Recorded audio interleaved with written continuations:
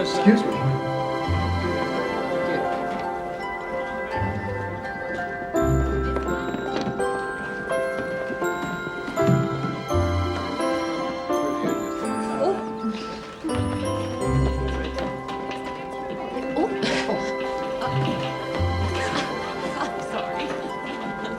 Careful.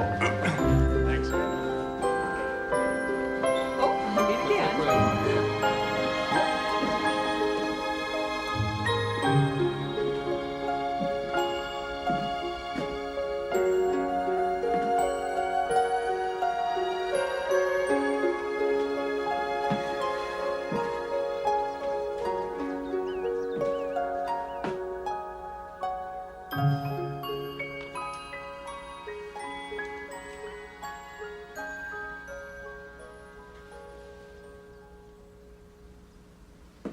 It's still my favorite animal.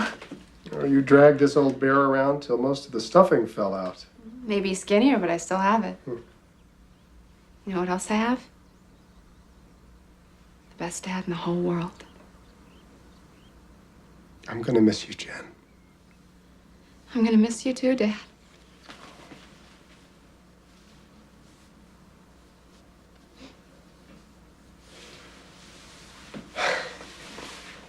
Oh, it's hard to believe it's been 16 years since we moved into this house. Strange thing is, we thought when we were moving in, we were going to be taking care of Mary. It turned out she was the one who was taking care of us. I don't remember a lot about Mary. Just how much I loved it when she used to read to me. Oh, she loved it even more than you did. That's why she left us this house. So you could grow up here and one day get married here. Just before she died, Mary asked me to save this. For you.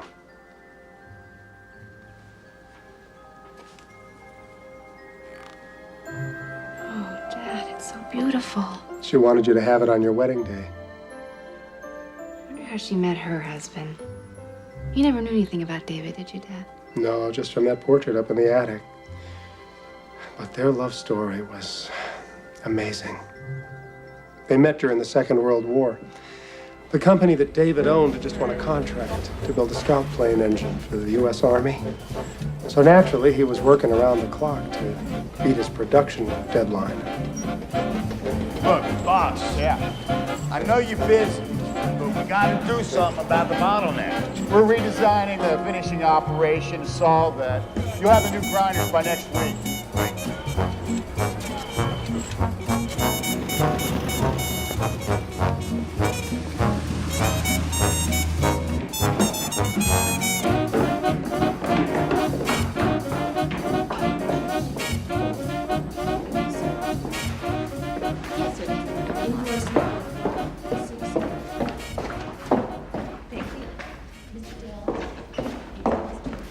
Oh, excuse me, sir. Yes. Where do I go to apply for the secretarial position? I'm afraid Mr. Parkin isn't seeing any more girls today. Well, has the position been filled? I have experience and references. I take shorthand and I type 90 words a minute. I'm very organized and I do really need this job. I'm sorry. Why don't you just come back tomorrow?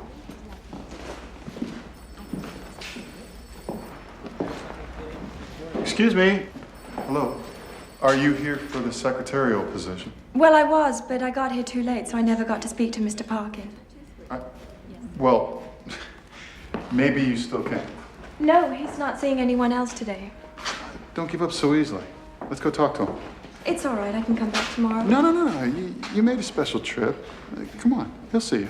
I promise. Are you sure? Absolutely. What sort of man is he? Well, might as well warn you. He's a bear to work for. Oh, maybe to be better. No. Please, take a seat. I'm sure he'll be happy to meet with you. How do you know? Well, I'm David Parkin. I'm sorry. You seemed so earnest, and I was just being playful. And I was being foolish. No.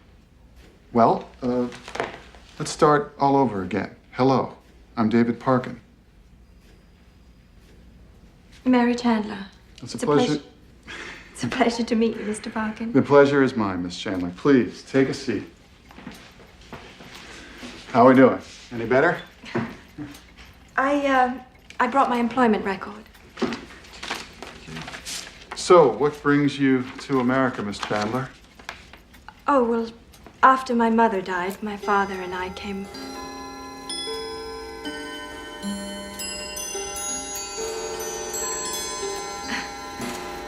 My father and I came over.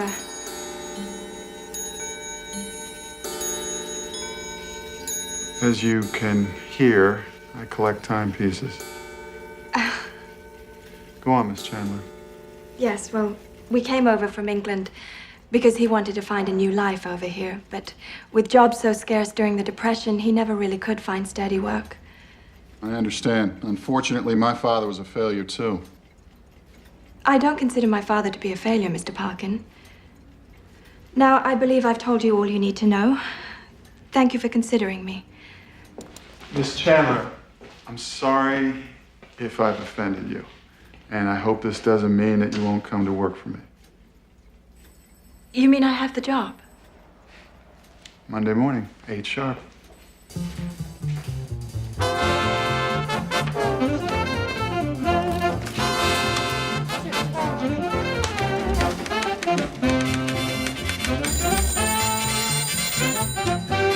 Good morning, Mr. Parkin's office. Four machines like this that actually cut these heat, little by little, going all the way around.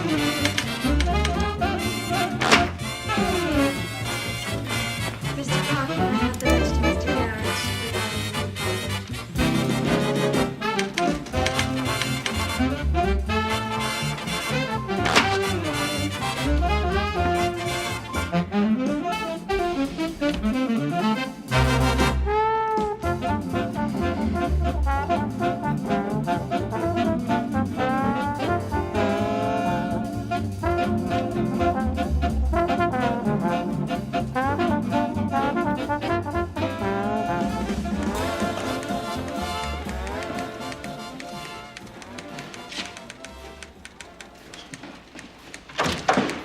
I hear your typewriter in my dreams, Miss Chandler. And no matter how early I get here, you still beat me to it. I couldn't sleep very well last night, so I decided to come in early. There's so much catching up to do. You're a great secretary. I'm lucky to have you. Thank you, Mr. Parkin. You're welcome. It's 2 hours later in Washington, so see if you can get someone in the procurement office, Miss Chandler. Oh, would you mind if I called you Mary? Give me a count off the 14th. Yes, sir. Here are the new specs on the gearbox for the A57 multibank. Oh, and the tank arsenal is stepping up its production. So to match it, we're going to have to be adding 2,000 more units a week. Hey, you better get out of here. I hear you missed the last bus the other night. Yes, I lose track of the time. I don't know how you can do that with all these clocks around here. Well, I know the pressure you're under, and I hate to leave anything for tomorrow if I don't have to. Good night, Mr. Parkin. Good night, Mary. Good night, Mr. Gibbs. Miss Chandler. Awfully familiar, aren't we? Well, I mean, you hardly know this Mary. You're already too fond of her, Dave. I'm not fond of her. I just admire her competence and efficiency. Are you sure it's her work ethic that you admire? It's not like you to have your head turned by a woman. I just want to make sure she makes the last bus. And besides, this woman is different. Yeah, that's what every man says just before he makes a fool of himself. Just remember your own words of wisdom concerning marriage. Yeah, marriage is the worm that conceals the hook, and I haven't changed my mind, okay?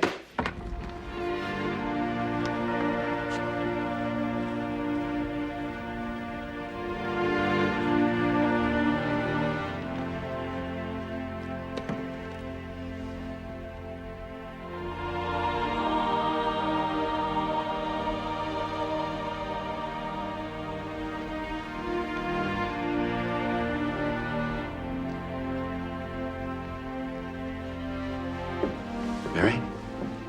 Father Mike.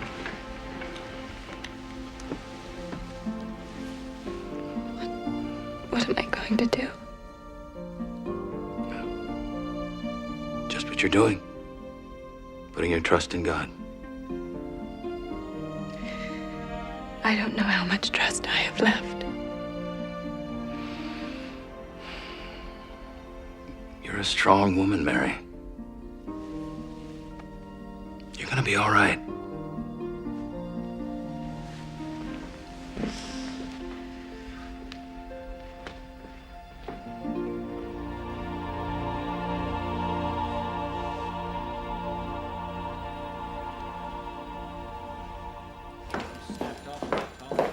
May I help you? Ah, you must be that English voice I heard on the phone. Yes. Mary Chandler, Mr. Parkin's secretary? Barbara Hayworth. And you don't need to announce me, Mary. David and I are old friends. Miss Hay... David! Barbara! You look beautiful. Thank you. Didn't your new girl give you my message? She did. I was going to call you as soon as I had a free moment. It's been hectic. But you can certainly put me down for a sizable contribution to the USO. We want more than just your money, David. We've decided to hold the dance right down there in your parking lot. What better connection to the war effort, I suppose that might work. I knew you'd love the idea. Now, don't worry about the decor. My committee will take care of everything. Have to run. I'm already late for my stint at the canteen. Nice to see you again, Barbara.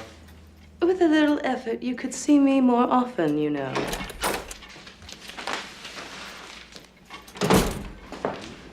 You must be looking for the hiring hall. It's downstairs. Actually, Mr. Parkin was expecting Mr. Flynn. You can go in now, sir. Thank you, ma'am.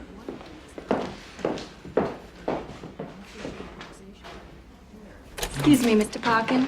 Mr. Flynn to see you? Lawrence. Mr. P. How are you? Mary, I want you to meet someone. Miss Chandler and I have already met. I've been watching her out there trying to make some sense out of your mess. Yeah, my mess. Lawrence is godfather to most of my clocks. Oh, you know, I never realized there were so many different types of clocks. Should I hold all your calls? Unless it's FDR. Thank you. All right. What are you going to tempt me with today? The owner wants $200 for it. I'd offer him $1. You interested? It's a beautiful piece. But it's a woman's watch. What would I do with it? It's a rare piece. But you're right. It is a kind of a gift a man would give his sweetheart. If the man had a sweetheart, right? Did you ever think about getting married? Not really. I guess I never found the right one. Take a look at our new grinder design. We've got to cut production time in half without affecting our quality. You could set the axis of the cutter at just a hair more of an angle. Yeah, that improved profile accuracy. Why didn't I see that? Well, you would have if those Washington people would just give you enough time to take a deep breath. Well, I best be going so you can get back to winning the war. The war will go on without me. Always time for you, Lawrence. Be good to you, Steve. If I don't, who will, huh? Yeah. Likewise, Mr. P. Well, Miss Charlie, it's just nice knowing that you're here taking care of my old friend. Just make sure he doesn't work you to the bone like he does himself. Oh, I'll try not to, Mr. Flynn. God bless you both. Take care, Lawrence. Thank you.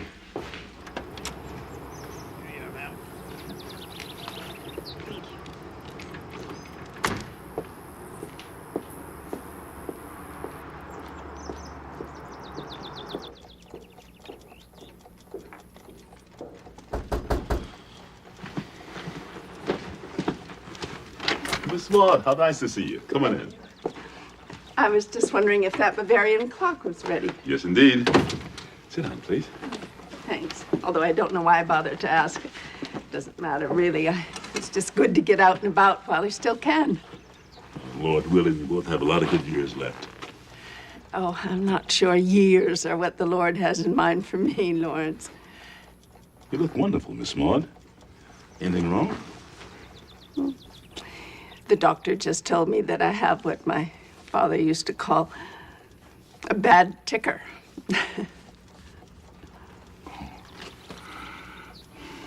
Miss Maud, I'm so sorry. Don't be. It's just life. How come the taxi brought you? Your car in the garage? Oh, no, it's my nephew. It's always Everett, isn't it? I came downstairs all dressed and ready to go, and the car was gone. I guess he's out joyriding with that friend of his, Hal Avery. That worries me. Well, if I'd known Miss Moore, I could have saved you the trouble and dropped it off at your place. Everett is my problem, Lawrence, not yours. I don't want that taxi running up the meter on you. I think you'll like the chimes now. I know I will. But if there's any problem, I'm sure there won't be. be good to yourself, Miss Maud. Thank you, Lawrence. Mr. Parkin, if you could just sign this. And if you don't need me for anything else, I'll see you in the morning. I'm sorry. I got so busy down here, I've made you late again. Let me give you a ride home. Maybe we can stop off and get a bite to eat along the way. Thank you. That's very nice. I really can't. You have other plans? Yes. I mean, no. Actually, I'm going to church. Church? But it's Wednesday night. Yes, it's a prayer service. But you could join me if you'd like. Tonight, our hearts go out to the families of those young men about to invade Nazi-occupied France. For them, and for all those who face a great trial in their lives, let us say together the powerful words of the 23rd Psalm. The Lord is my shepherd. I shall not want. He maketh me to lie down in green pastures. Sorry if I seemed uncomfortable in there. Never been very religious. You don't have to be very religious to talk to God. That's just it. I don't even know if there is a God. I guess I'm too much of a cynic. You said your father was a failure. Is that what made you cynical? I probably shouldn't have said that. My father was really a wonderful man. Unfortunately, he let my mother destroy him. What do you mean? She walked out on us when I was 4. He never got over it. Did he never remarry? No, it's just the two of us. I guess it turned out all right. But a child really should have 2 parents. I admire your faith. I wish I had it. There's no real way to explain faith. All I know is that sometimes God is the only friend you have. The whole idea of a deity, I find incomprehensible. But a clock, now that I understand. A clock I can see, I can touch, I can even take it apart, discover its mysteries, then have Lawrence put it back together. This is my place. Oh. I'll see you in the morning. Hey, you don't get away that easy. I mean, at least not until I tell you what a special night this was. Not once, I mean, not one single solitary moment did I think about the plant or a war production board or cost overruns or... Good evening.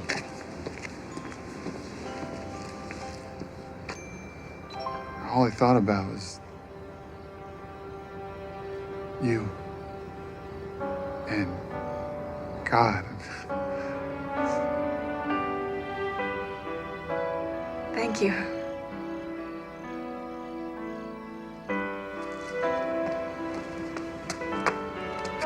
Good night. Good night.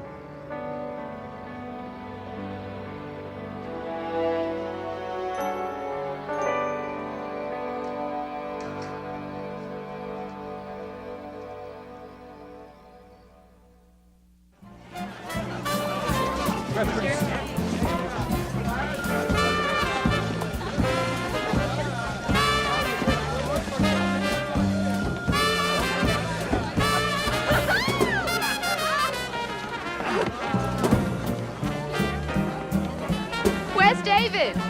He'll be back in a moment.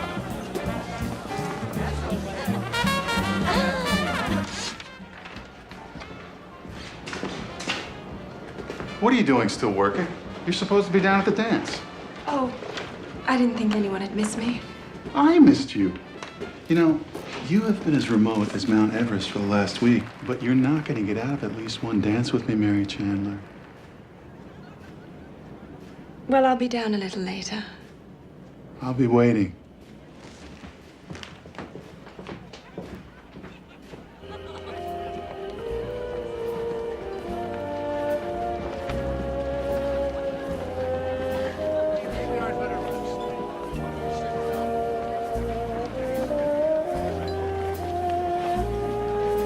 Men have been known to fight wars for the privilege of holding me in their arms.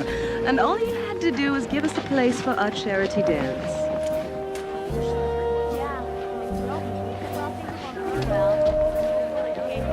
Evening, Miss Chandler.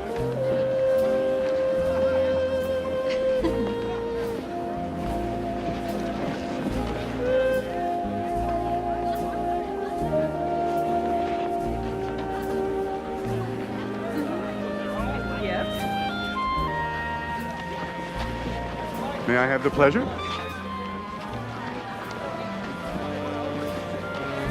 David, I'll save the last dance. I don't have any left at all. You work too hard, Mary Chandler.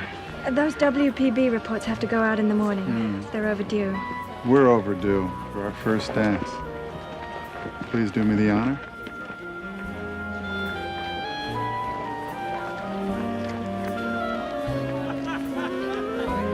I think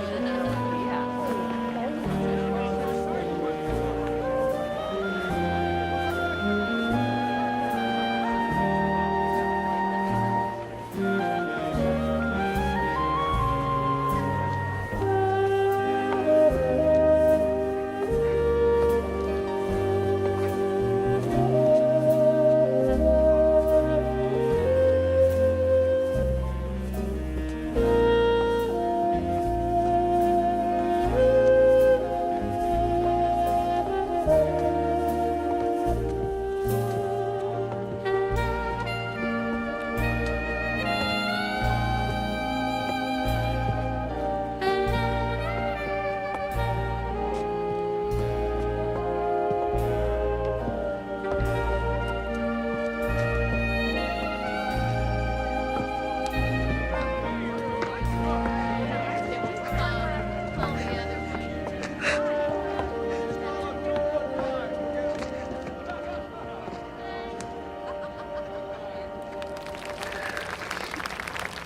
Mary, tell me what's wrong.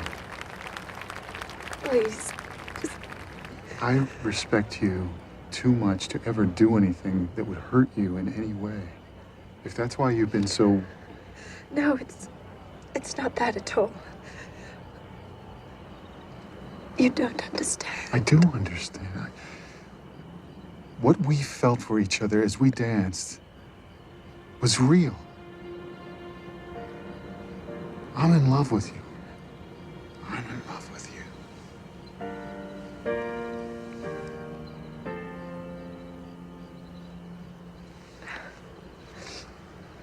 I'm sorry.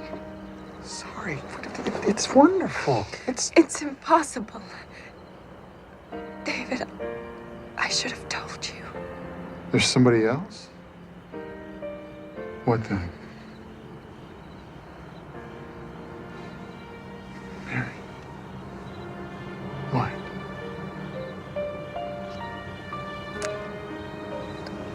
I'm pregnant, David. There was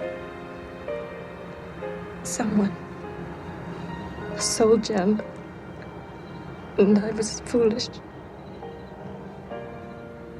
Does he know? He was killed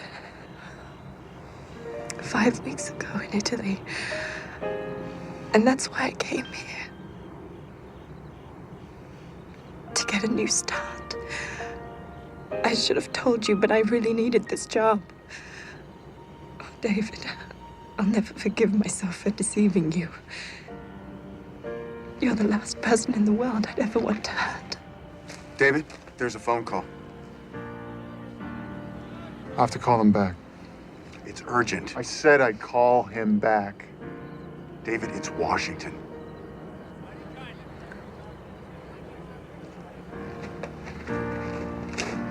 Mary, wait here. I'm gonna be right back. All right? Wait here.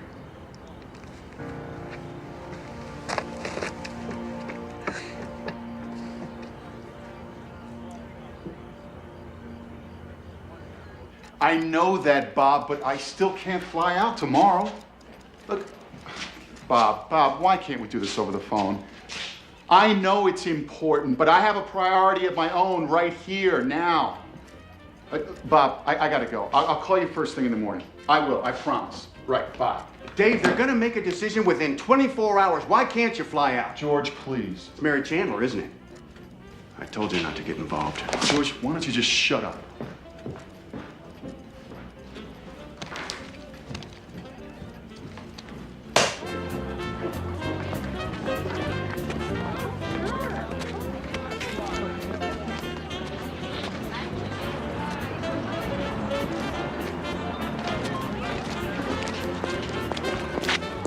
David, you look frantic. Have you seen Mary?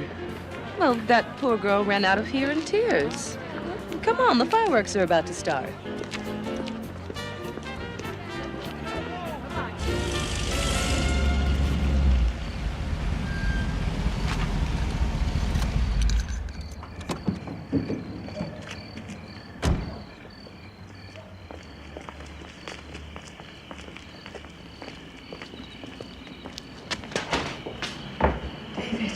Where are you going?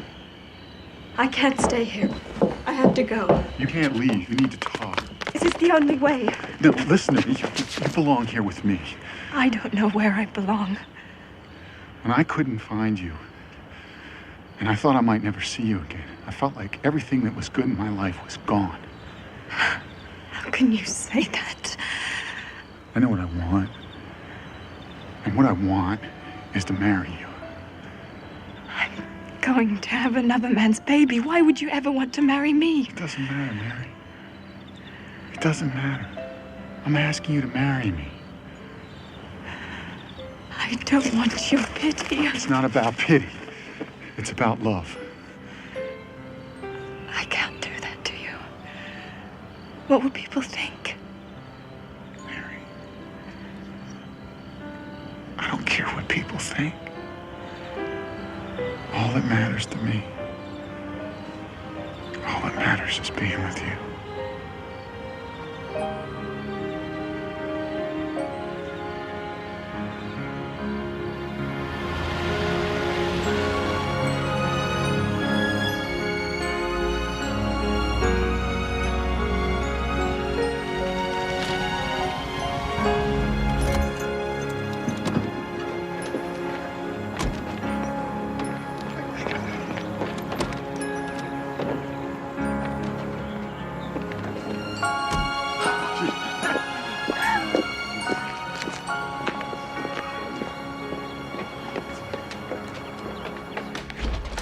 Catherine! Catherine! I want you to meet someone.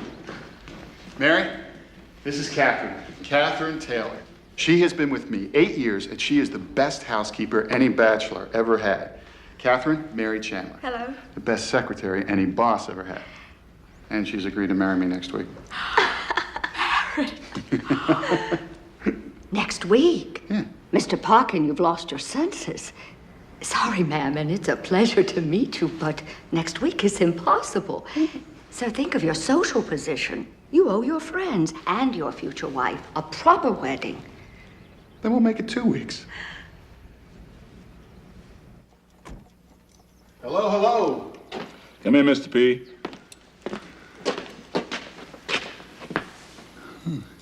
Archie would not believe what I'm here for. That rose gold woman's watch you said you had no need for. You know, I have always suspected you of being a mind reader. And you found the right woman, right, Mr. P? Miss Chandler, isn't it? Well, I can't believe it. I hire a girl to straighten out my files. I find the only woman who can straighten out my life. I knew it when I first saw you two together.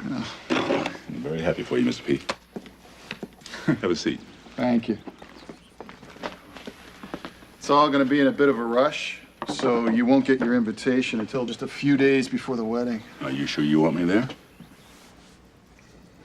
You know better than to even ask that question. What's this? New acquisition? No clock.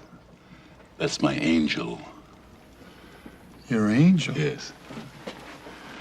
I thought I'd roll it out so I could see it.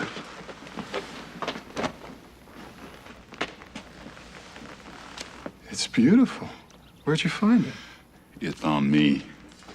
I spent most of the summer repairing a steeple clock, and apparently the church treasurer ran off with the building money, so the minister asked me if I'd take that instead for payment. I was tempted to sell it once during the Depression, but now I'm kind of glad I didn't. I'm gonna have that put on my grave after I'm gone, so the people around here will know that I was worth something. Wilt thou, David, take Mary as your wife, to have and to hold from this day forward, for better, for worse, for richer, for poorer, in sickness and in health, to love and to cherish, till death do you part? I do. Wilt thou, Mary, take David as your husband, to have and to hold from this day forward, for better, for worse, for richer, for poorer, in sickness and in health, to love and to cherish, till death do you part? I do. Rings, please.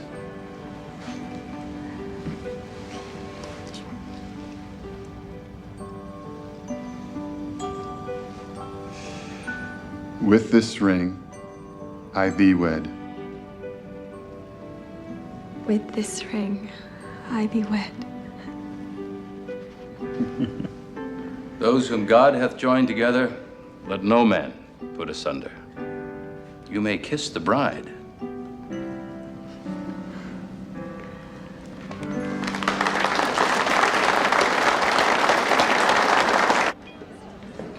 Congratulations, Thank you, David. Dee Dee. Barbara, thank you so much for coming. Dear David, I can't tell you how pleased I am that you finally found a young woman worthy of you. I hope you have a very happy life, my dear. Thank you. Thank you, Barbara. I mean, we don't even know where she came from or who her people are. You're absolutely right.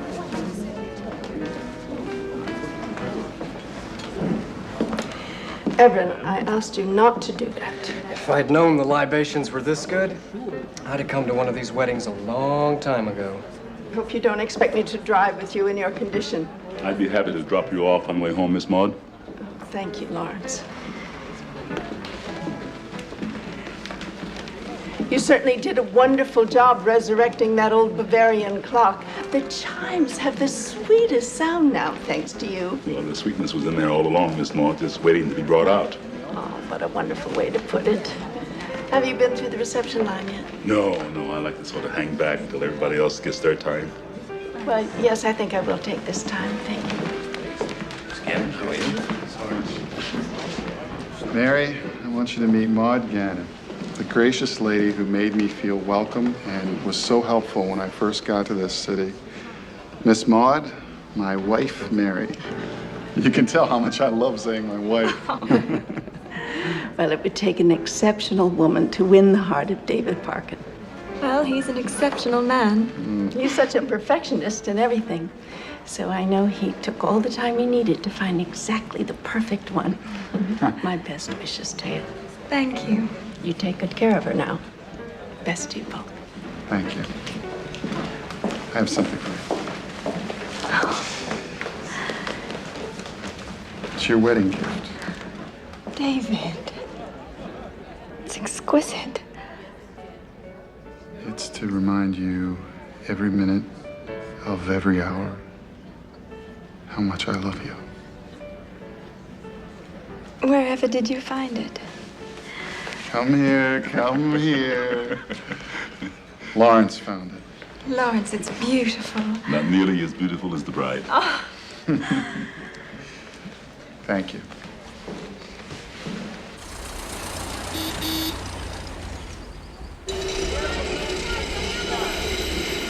Dave, I can't tell you how happy I am about you and Mary. Oh, thanks. But, you know, it's been 6 months, and when are you going to stop acting like a newlywed and get back to business? Frankly, we're cash-starved. We've got all this work going on here, and the money's coming in down the road, but you've got to get out there and get us a job that pays right now. George, I told you, I'm not taking any business trips for a while. Mary needs me too much right now, okay? Catherine! Catherine! Dear Lord, what's happened? Call the doctor. Dave, telephone. Thanks, George. Hello? Wait, Catherine, slow down. What is it? Oh, my God.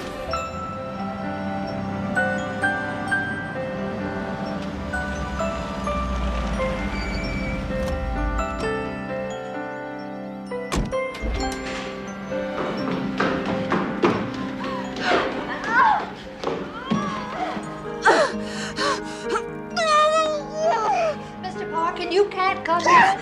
No, David, stay. Oh, David. Catherine, you know what to do. I'm having a difficult time stopping the bleeding. I'm afraid the baby could suffocate in the birth canal.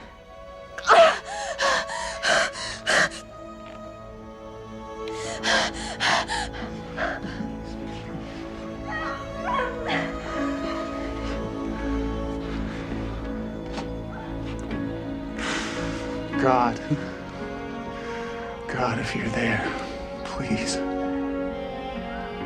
I have the baby turned. Push, Mrs. Parkin.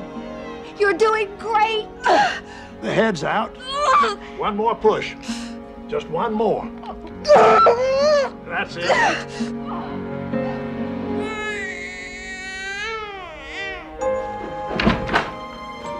Congratulations. You have a beautiful baby girl. Here's Mommy. Hello. And Daddy.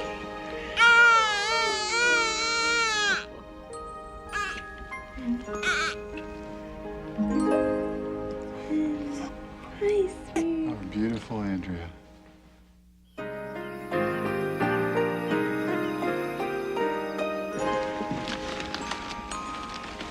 Happy birthday, Miss Andrea.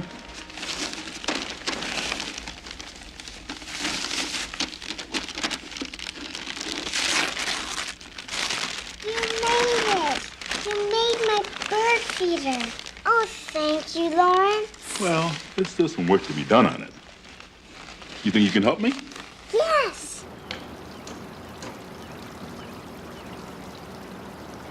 Too bad Mr. Parkin couldn't get back for the party.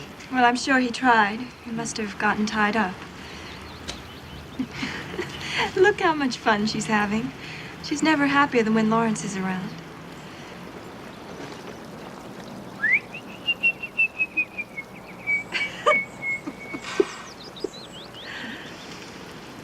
Let's paint it red.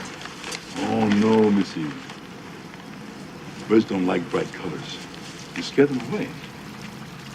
When are they gonna come? Take some time. You see, birds... Here. Birds are suspicious by some people. What's suspicious? Well, it means having a lot of questions like you. Oh. What kind of birds are we gonna get? Oh, bluebirds, redbirds, everybody in the rainbow is welcome. Why are birds different colors?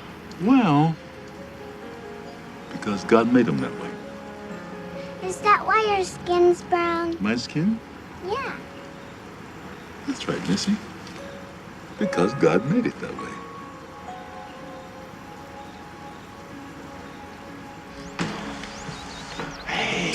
Daddy! Oh, sweetie. Oh, it's so good to have you home. Oh, it's good to be home. This is for you, Princess. thank you. You're welcome. Was the trip successful? I'd say hopeful. I miss my girls. I wish I could have gotten home soon. Well, you did your best. And you do have a business to run. What's that? Mama, it's a doll. Daddy, she's so pretty. Well, now I have 3 pretty girls.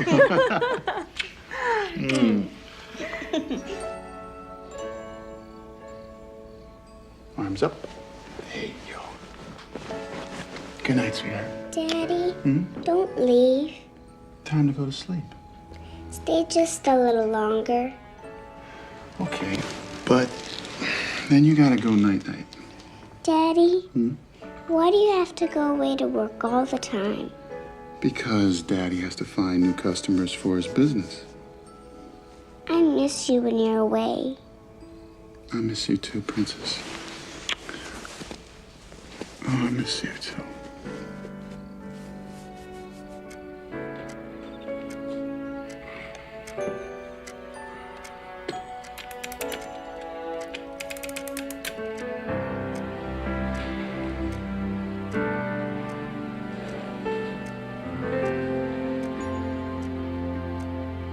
What's the matter? Something's on your mind.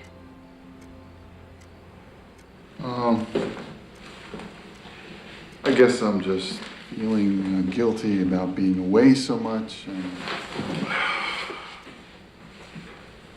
I'm just dreading the day we have to tell Andrea I'm not a real father. David, you are a real father. Being a father doesn't happen at the moment of conception. It happens over the years. When you love and care for a child, all the things you've done. Oh, I've failed you, haven't I? Mary, it's not about that. If only I could have given you your own child. I couldn't love Andrea more if she was my own flesh and blood. You know that. I feel privileged to be her father. And she's lucky to have you. And so am I.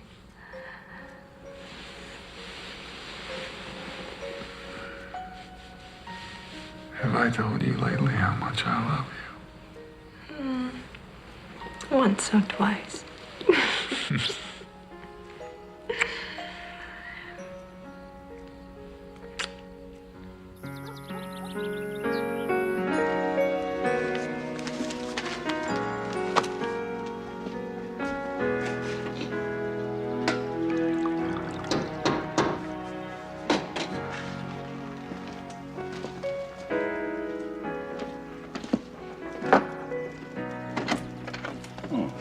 Miss Moore, let me give you a hand with this. Thank you. Actually, I enjoy doing things for myself. It's a good thing, too, seeing as how I don't have anyone who's willing to help me. What about your nephew? Oh, I don't even want his help. In the car on the way over here, he asked me for another temporary loan. He and that Avery boy are always trying to weasel money out of me. Here.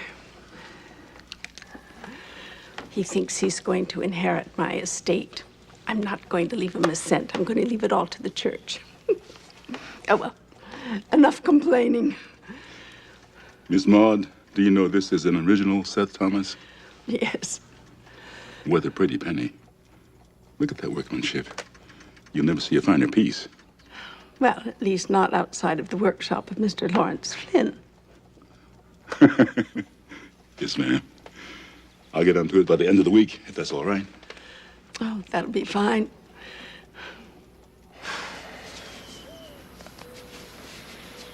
Here she comes.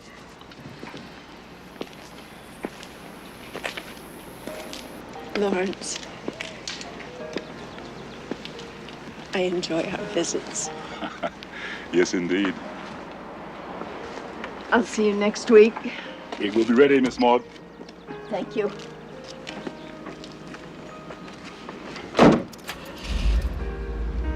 Good day, gentlemen.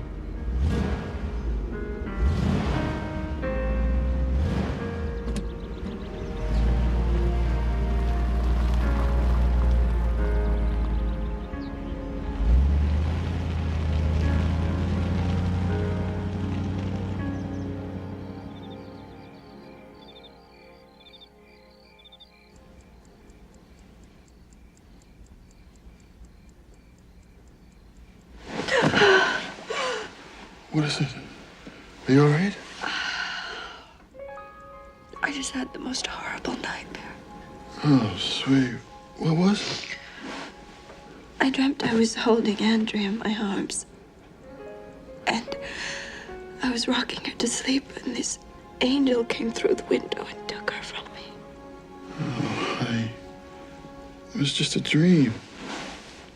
I have to see her, Dave. Mary, you know she's fine.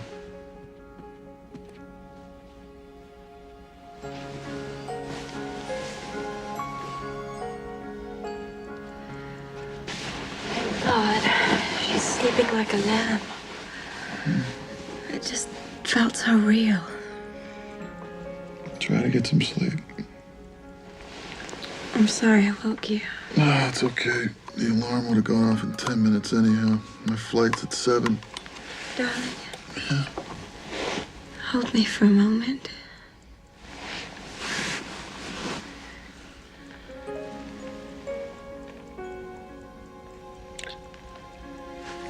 Everything's all right.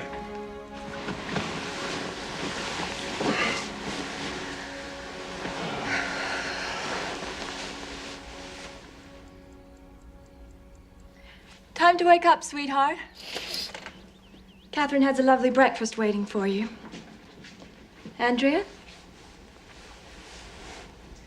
Mama, my neck hurts.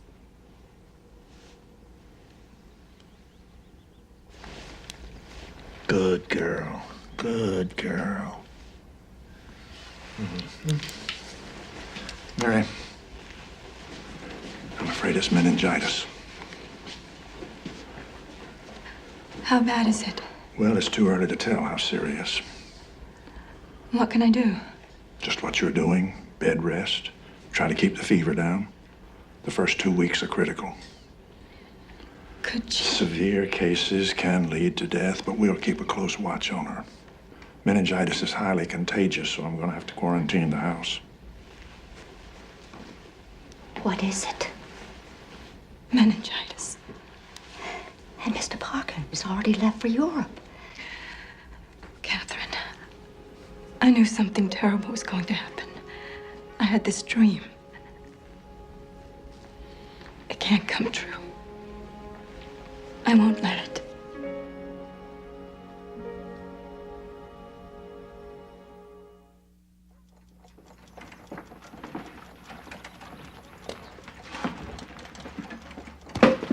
Gentlemen. What can I do for you? Gentlemen? Hear that, Ev? He called us gentlemen. I think you got something belonging to my aunt. Miss Maud send you? Yeah, she did. Where is it? I hope you don't mind if I don't believe you. Miss Maud knows that clock won't be ready till next week. Now, if you fellas are thinking about selling Miss Maud's clock just to get yourself some drinking money, you got another thing coming.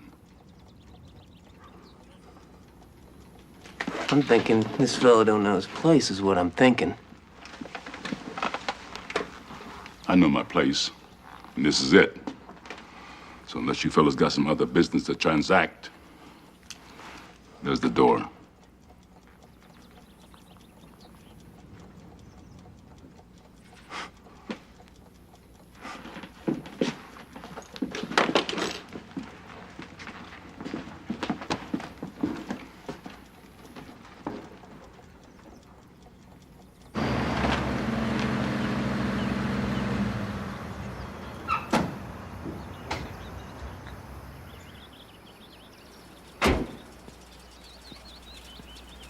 Lawrence, you can't come in.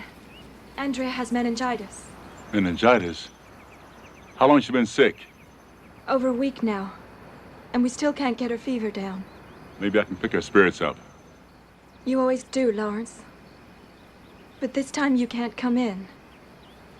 Well, I can come in, Mrs. P. I just can't come back out. Besides, I suspect you could use some help yourself. Andrea? Look who's here.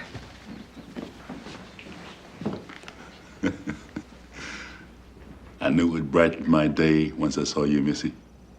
Can you tell me a story, Lawrence? Sure.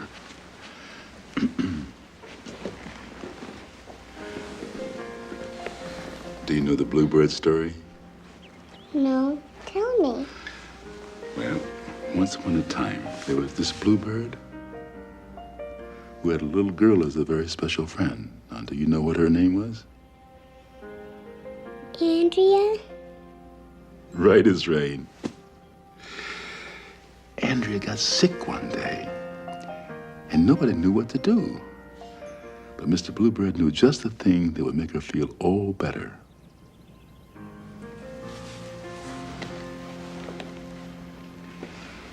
I'm sorry, ma'am. I just put her right off to sleep. It's just what she needs now. As much rest as possible. Well, maybe you should get some rest too, Mrs. P. I can sit here with her. No, Lawrence, I can't leave her. I just can't.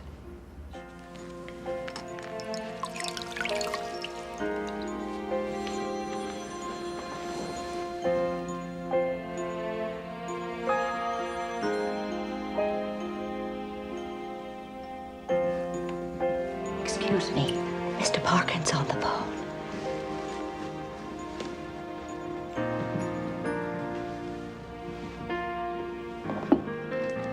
David.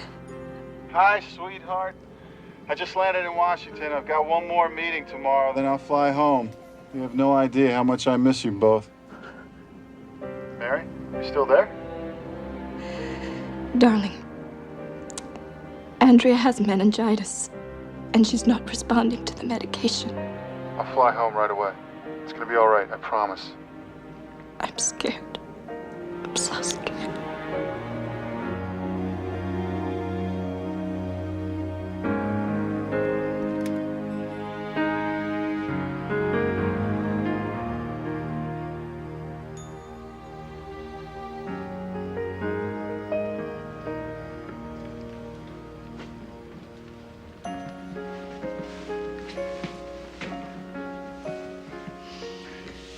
Hi, honey. How is she? At least she's resting. Look, I'm sorry I wasn't here to help you through this. Catherine tells me that you haven't left her side since she got sick. Well, she shouldn't have told you that. She and Lawrence worry too much. I'm fine. You're not fine. You look worn out. And your resistance is low, so you could get sick too.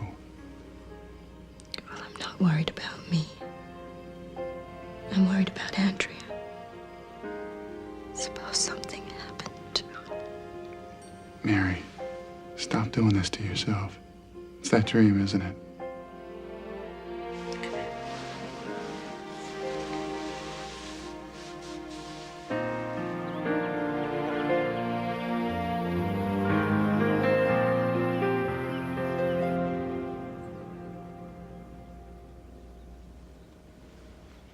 Mama.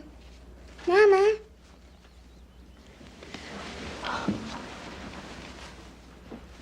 David, David, her fever's gone. Where's Lawrence? You stay with her. You're the first person she asked for. That Missy sure knows how to steal my heart.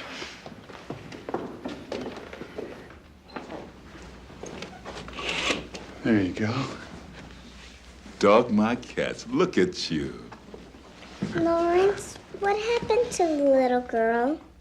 What little girl? The little girl named Andrea who got sick. Oh. Well, let's see. The bluebird got all the other birds together and they searched all over until they found her daddy and brought him home. Daddy, Hmm? did you bring me candy? What do you think? Now I know she's better.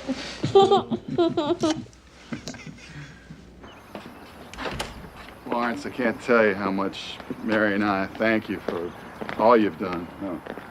I'm the one that should be thanking you, Mr. P. I never realized how much joy one little spirit could bring into this world.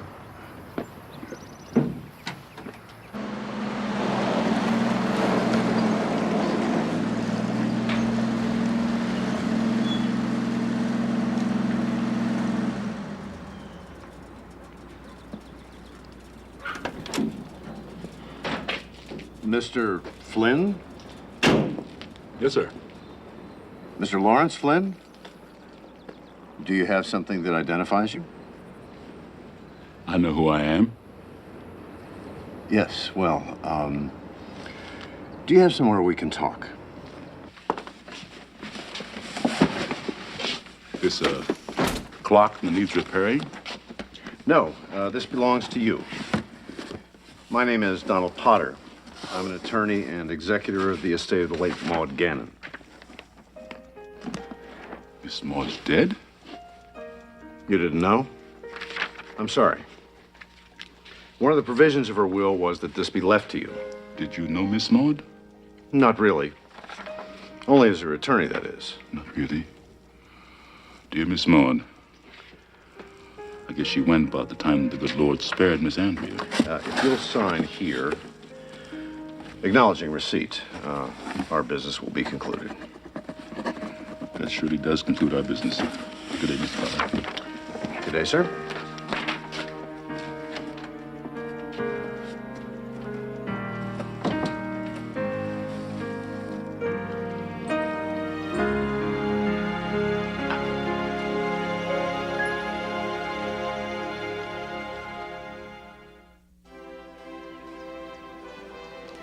Look, Mama, it's a dress. Oh, how pretty.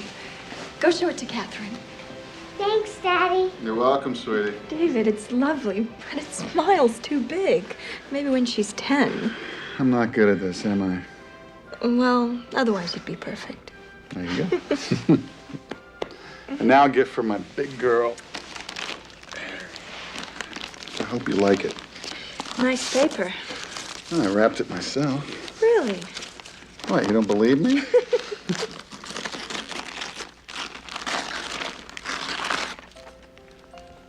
David, it's beautiful. I found it in an antique shop in London. Look inside. A Bible. Turn to the page with a bookmarker. The Lord is my shepherd, I shall not want. Remember the prayer service you took me to? It was our first date. Only date.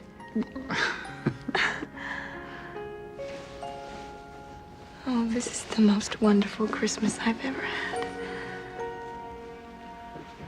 Are you going to kiss Mommy? I sure am. And don't think you're gonna get away without one. Yeah. Merry Christmas, sweetheart. Merry Christmas. Merry Christmas.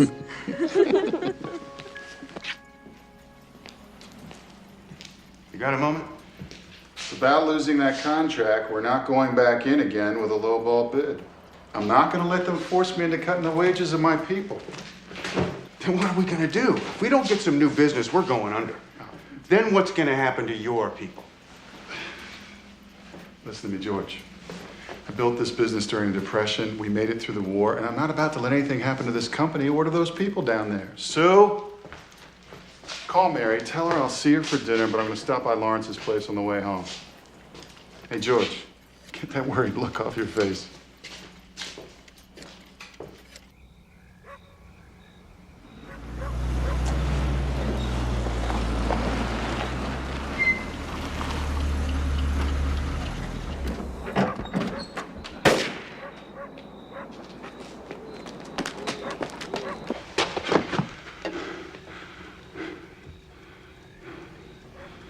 Oh, my God.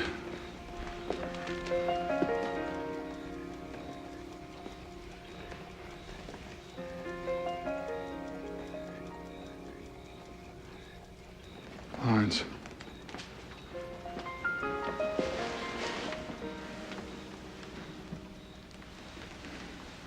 Lawrence, it's me.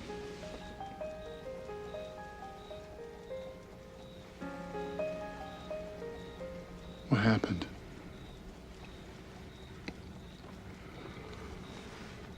He came in with that gun, mad because Miss Maud cut him out of her will. He said that I'd cast some sort of a spell over her and cheated him out of a valuable clock. I've been in war, and I know the look in a man's eyes when he's fixing to kill. But no clock that man was after. It was me. I tried to tear the gun out of his hand. It went off.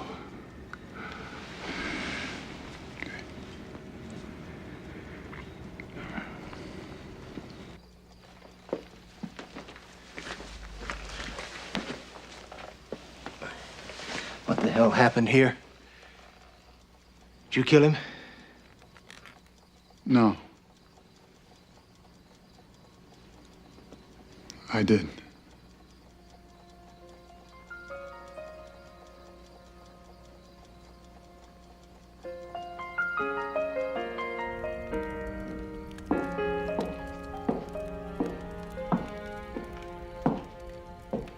I thought you might like some tea.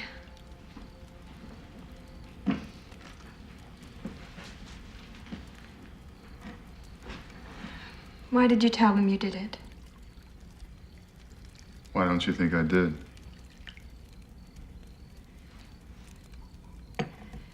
Because you're my husband, and I know you. You're not capable of killing anyone. Everyone's capable of killing. It was Lawrence who shot him, wasn't it? I knew he'd never get a fair trial. And even if he was acquitted, Gannon's friends would come after him. The only way to protect him was to keep him out of it altogether. How can he mean so much to you that you're willing to put everything we have in jeopardy?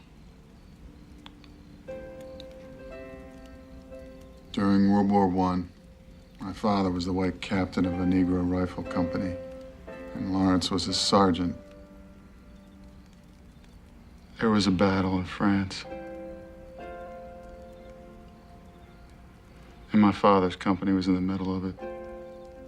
They were getting cut to pieces. And in the middle of this battle, Lawrence repaired a machine gun and used it and allowed the whole company to escape. He saved my father's life. Dad proposed him for the Congressional Medal of Honor. Of course, he never received it. It was unthinkable for a Negro to receive such an honor in those days. But my father never forgot. And neither can I. I'd already lost my mother. Without Lawrence, I would have lost my father, too. I owe him.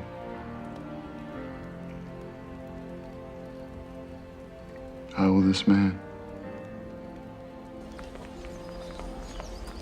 We give the drill cutters half their previous area. We set up the production site for the new prototype drill over in that quadrant. That'll work. David, the trial's tomorrow. It's still not too late. George, please. David, how can I be your friend if I don't tell you what I feel? Look, I know what I'm doing. I don't think you do. A self-defense plea might get Lawrence off. But in any case, he's an old man with few years left. You've got your whole life ahead of you.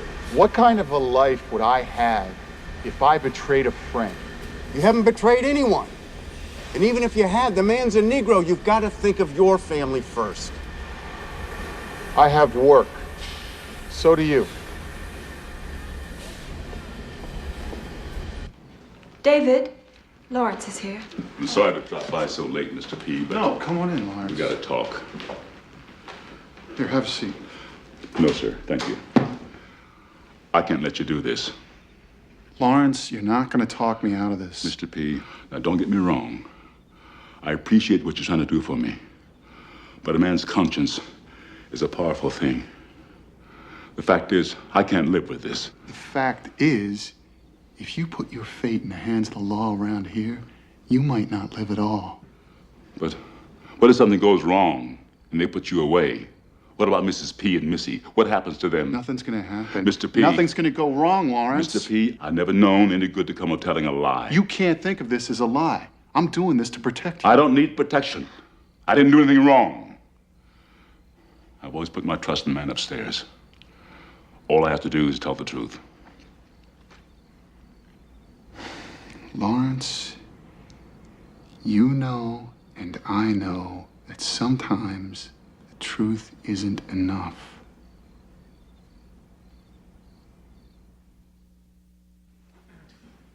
And when you crouched by the body of the shooting victim, did you ascertain that he was already dead? Yes, I did. What else did you determine? Well, Ev Gannon, the victim, had been drinking. I got quite a whiff of 90 proof. Officer Brooks, would you please use the pointer again to show the jury where Mr. Parkin was standing in relation to the victim?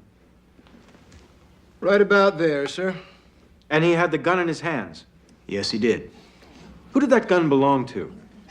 It was purchased by Everin Gannon. And where was Lawrence Flynn, the owner of the property?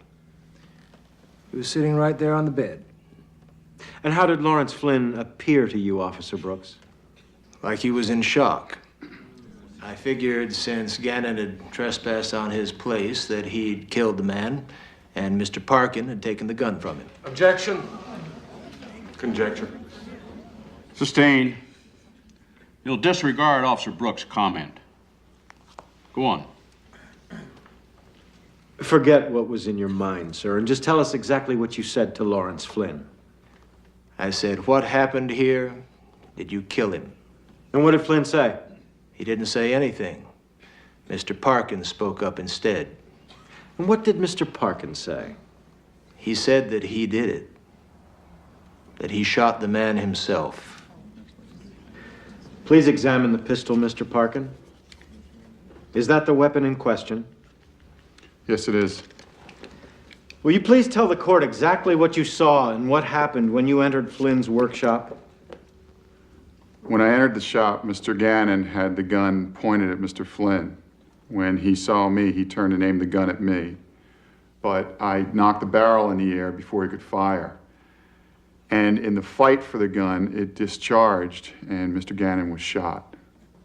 May I remind you, sir, of the testimony of the forensic expert, that there were 3 sets of prints on that gun. Yours, the victim's, and Lawrence Flynn's. Mr. Parkin, can you explain how Lawrence Flynn's prints got on that gun?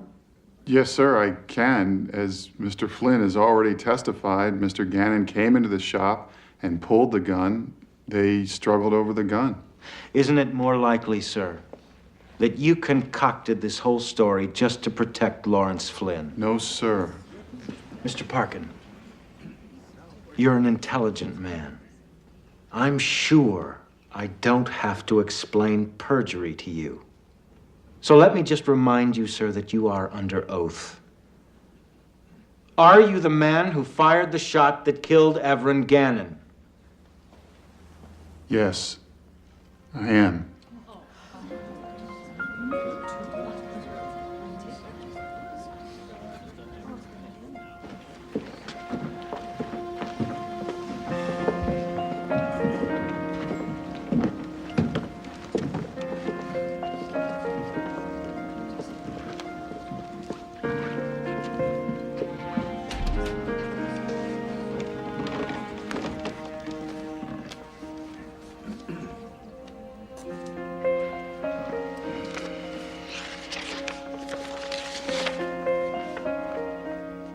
Will the defendant please rise?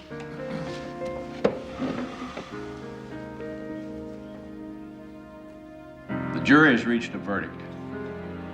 The jury finds David Parkin not guilty. That he acted in self-defense. The defendant is hereby released from custody, and this court is adjourned.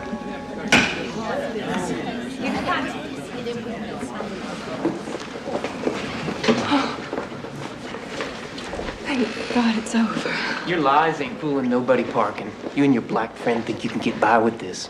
Somebody's gonna have to teach you a lesson. What is he talking about? Hey, don't worry about him. Look, I've got to get to the plant. You take the car. George will give me a ride home. Okay?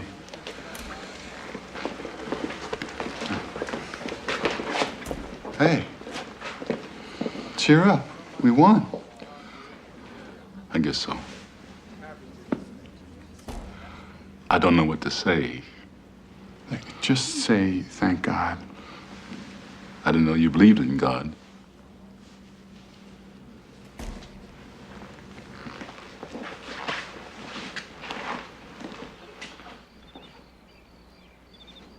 Mama, can we have a picnic tomorrow? That's a good idea. We'll do that.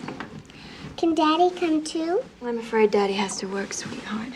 What time will he be home? I'm not sure. Can you tell Daddy to come kiss me goodnight, even if I'm asleep? How about I give you a kiss goodnight before you go to sleep? Daddy! Hey, come here. Scoot back down here. I'm gonna tell you something. I'm gonna make you a promise. I promise from now on, I'm gonna try and spend more time at home, okay? Okay. All right. Good night, sweetheart. Sleep tight. Don't let those bed bugs bite you. Good night, Daddy. All right. Good night, Mama. Good night, sweetheart.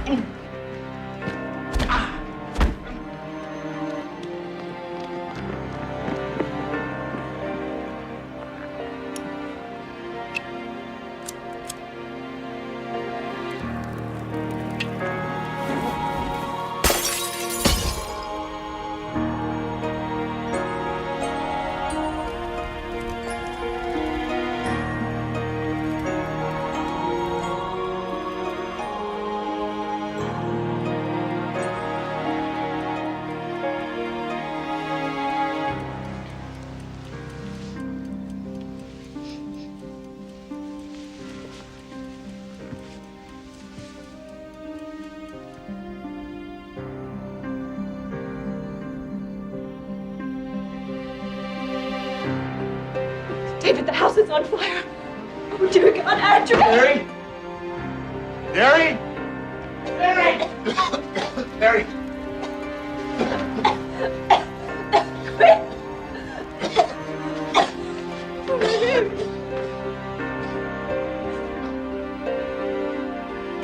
Andrea! Andrea! Come on, baby. Get some help! Come on! Quick, Andrew. Come on, baby. Quick.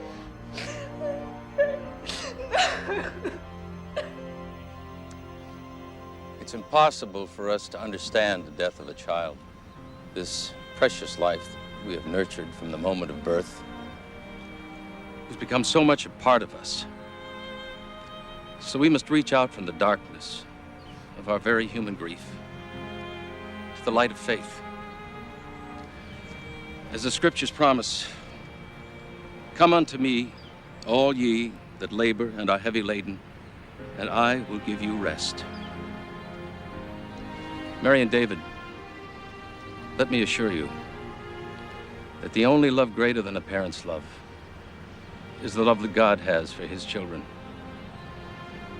May it give you peace in knowing that your sweet Andrea will forever rest in the loving arms of our Heavenly Father. You sure you're all right? We appreciate everything you've done, George. Don't worry, anyhow. I'll take care of things down at the plant. Thank you.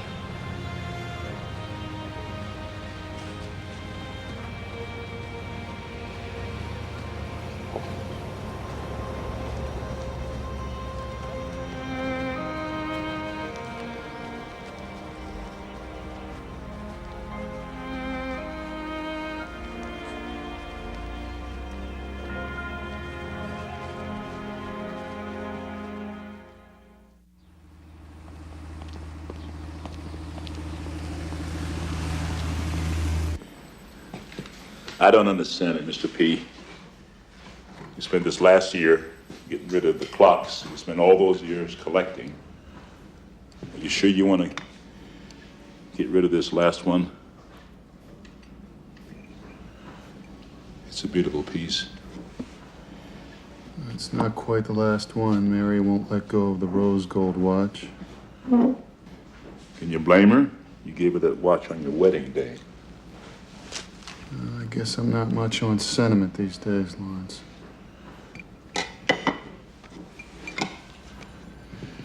She was a very special girl, that little Missy. Not a day goes by that I don't think about her. I used to look forward to every day I could spend with her. I don't have many sunrises left, but I'll always be sorry that little Miss Andrea had to die because of me.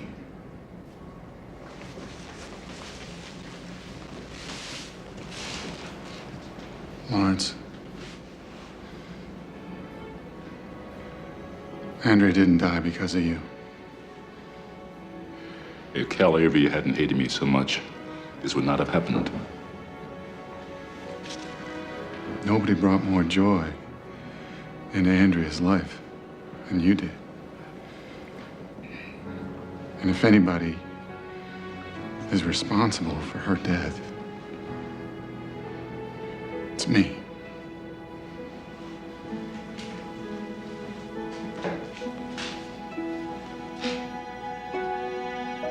I think we finally decided to sell the house, Mary, I know how much you love it here.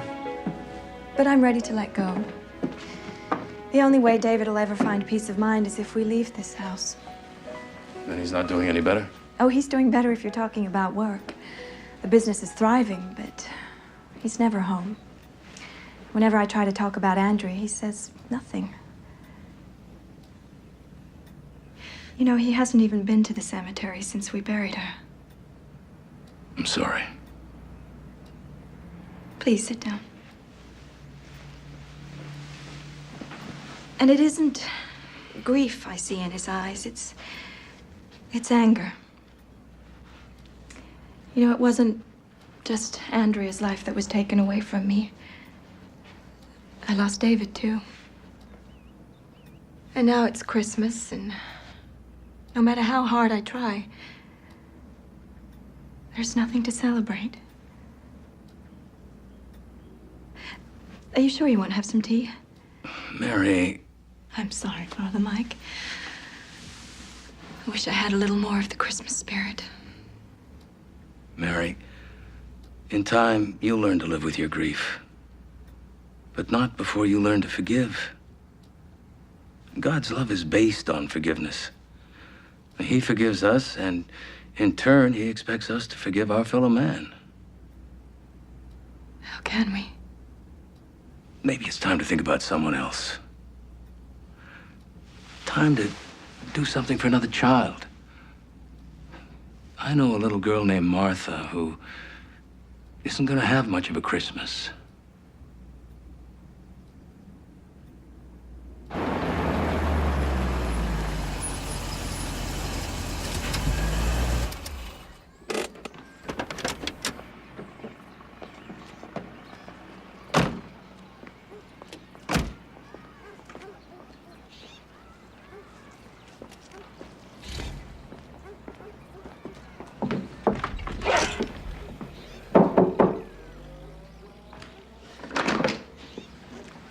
Father Mike. How you doing, Ruth? This is Mary, a friend of mine. Could we come in?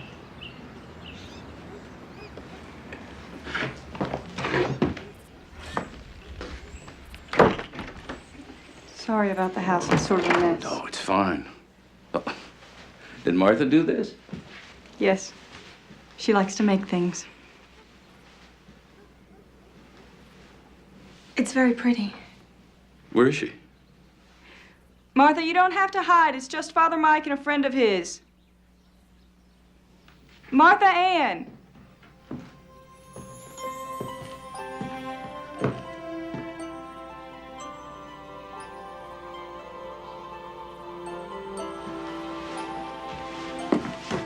I like your Christmas tree. This is my friend Mary. Hello, Martha. She brought you something.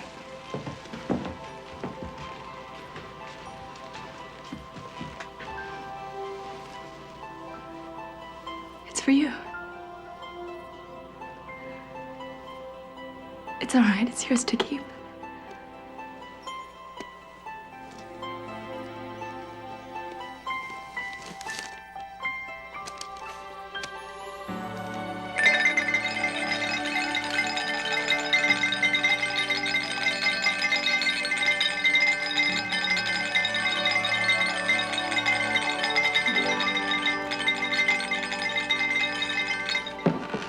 David, I didn't expect you home so early. Hi, sweetheart.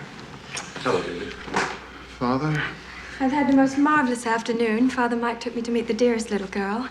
If only you could have seen her. I gave her a little Christmas gift and her face just lit up. I wish you'd been there.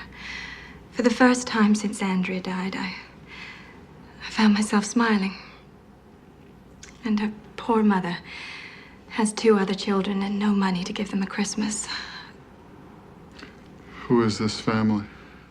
Well, the mother's really trying hard, but things have been very difficult for them ever since her husband went to prison. Martha's last name is Avery. She's Cal Avery's daughter.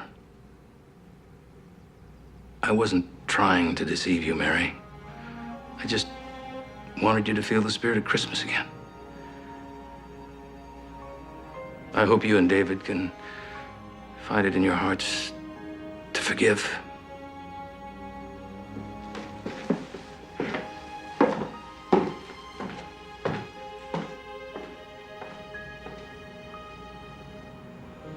Forgive?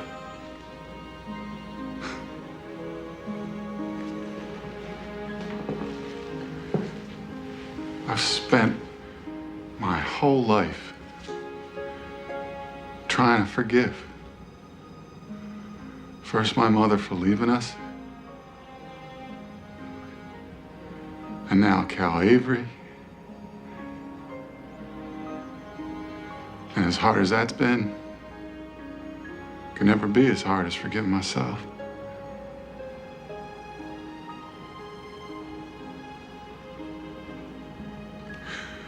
I let my little girl down. I let her down. I was supposed to take care of her, protect her.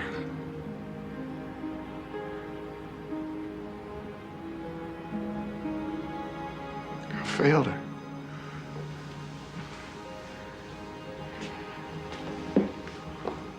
David.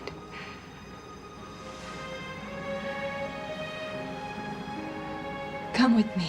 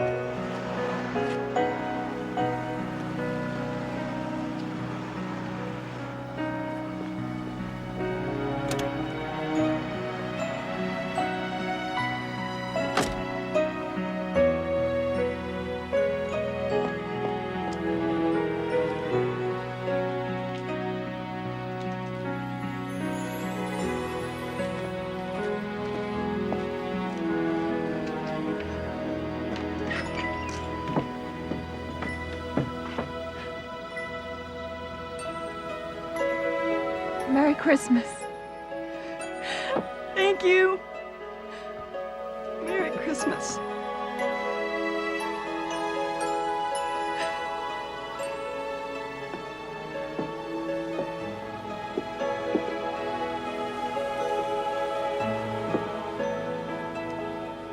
Merry Christmas.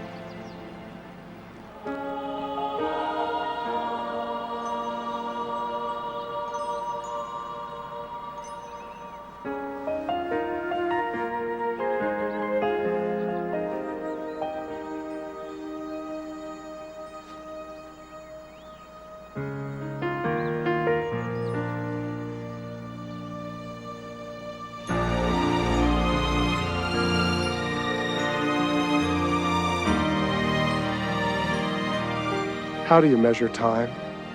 Is it in hours and years? Or is it more likely in love and relationships? For Mary and David, the lesson was clear. Time is precious. It is also elusive and finite.